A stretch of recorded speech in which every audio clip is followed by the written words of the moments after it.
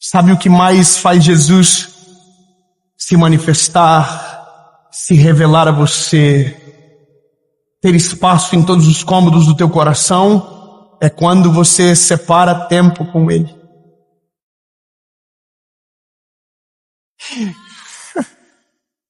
Como assim, David? Quer dizer que Jesus, a única coisa que Ele quer é que eu separe tempo para Ele?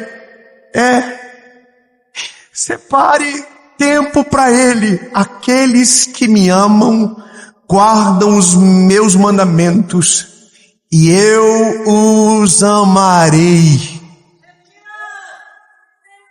E nos manifestaremos a Ele. Aleluia! E faremos morada. Aleluia! Morada.